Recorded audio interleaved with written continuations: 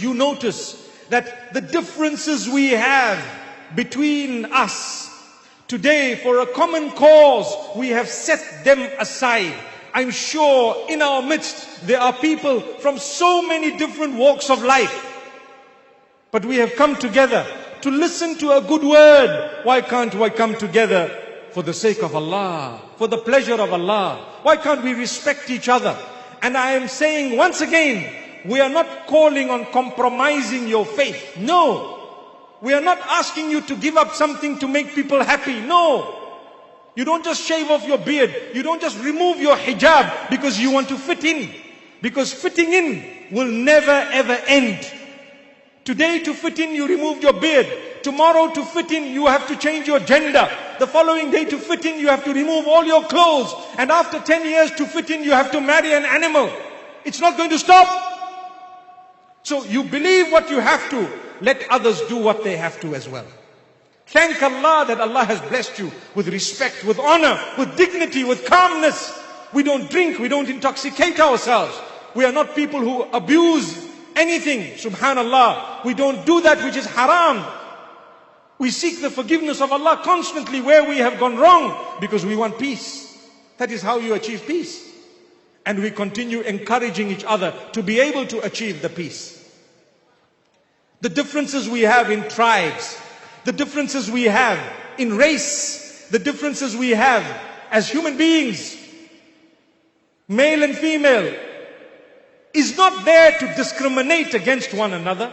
It's not there in order for one to think that I'm above you. No, it's there for recognition purposes so that you can recognize one another. I look at you, immediately I know who you are. Why?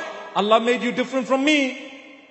That's why, if we were all exactly the same, I always say we would need number plates on our foreheads. And I would call you 65338925, please come forward. And then you would come, because a big number. Why? Because there are many, many people. You would have a number, not a name. But we have names. And people recognize us. That's a gift of Allah. Tall and short and big and small and wide and narrow, etc. Whatever it might be. Allah knows. Learn to love people. Learn to respect them. Learn to honor them. Because the same Quran says to us, Inna akramakum indallahi atqakum. Remember the most honored in the eyes of Allah from amongst you is he or she who is the closest to Allah in piety. If you're close to Allah, subhanallah, you are a better person in the eyes of Allah. You will find that out on the day of judgment. You might not know it right now. You won't know it right now. Because no one knows it. Anyone who thinks I'm pious, I'm a pious person, that's the beginning of the end of their piety. Because piety makes you humble. It makes you concerned. Look at Umar ibn al-Khattab radiallahu anhu, a great man. When the list of hypocrites was out to one companion, he asked him, am I on the list? Allahu Akbar. Are you on the list?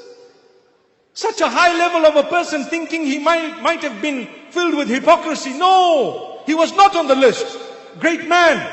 But with us, we are nowhere near Umar ibn al-Khattab. And we still think that everything is okay. I am pious. These people are not pious. I'm going to heaven. They are going to hell. When people think others are going to hell, I always say, perhaps you are already there. That's why you can see who's there and who's not there. How can you tell who's going to hell? You there? It's like the uncle comes and says, you know what? I saw your son at the nightclub. You say, but uncle, what were you doing there? Now he's lost. The uncle comes and says, I saw your son at the nightclub. So you say, but uncle, what were you doing there? He scratches his head and he says, well, I went to check if your son was there or not. May Allah forgive us. May Allah subhanahu wa ta'ala grant us ease. We don't need to think that way. We need to rectify ourselves.